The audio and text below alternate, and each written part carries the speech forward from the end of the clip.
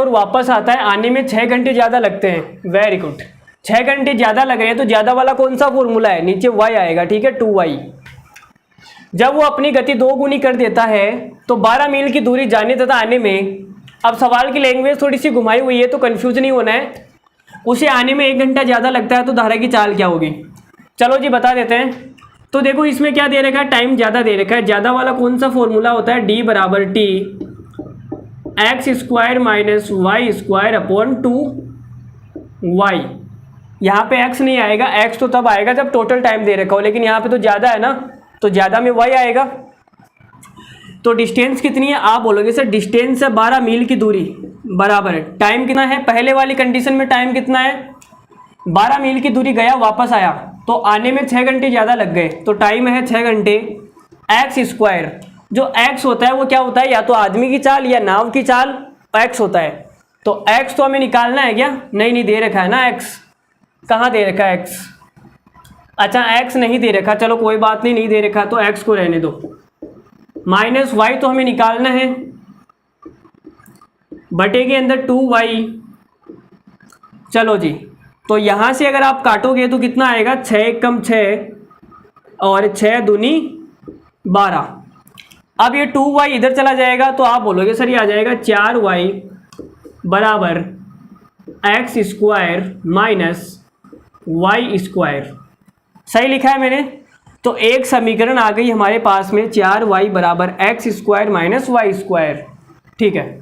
अब दूसरी कंडीशन क्या है, तो आप बोलोगे सर दूसरी जो कंडीशन है वो क्या है, बता देता हूँ मैं। चलो दूसरी कंडीशन में बोला है कि टाइम ज़्यादा लगता है तो ज़्यादा वाला यही फॉर्मूला लगेगा, तो आप बोलोगे सर d बराबर t X square minus Y square upon 2y, ठीक है। लेकिन सवाल में इस बार बोला है कि उसने अपनी गति 2 गुनी कर दी, पहले उसकी गति थी x, अब उसने डबल कर दी मतलब 2x, ठीक है।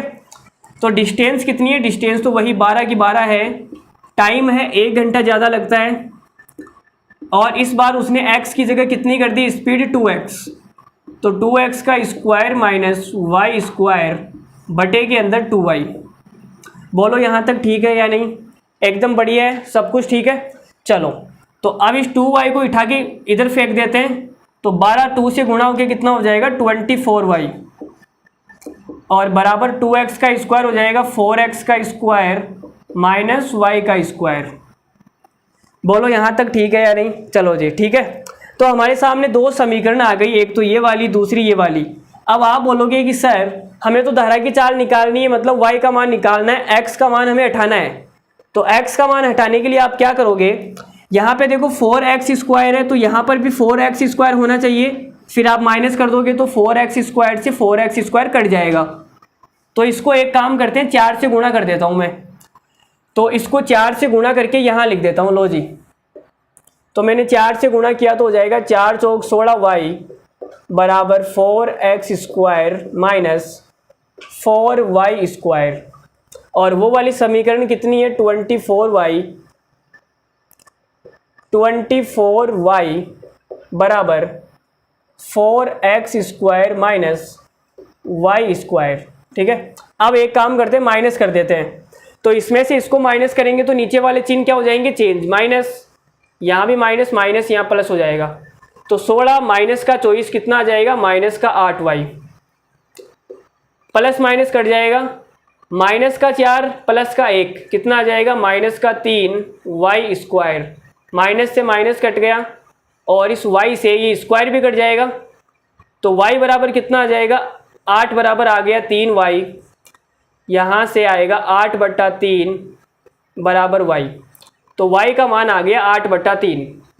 चलो तो ये किस में आया, मील प्रति घंटा, इसकी जो यूनिट है वो कितनी है, मील प्रति घंटा। तो लो जी हमारे सामने क्या आ गया, y का मान आ गया, धारा की चाल पूछी थी वो हमने निकाल दी। तो आपको समझ में आया कैसे निकाल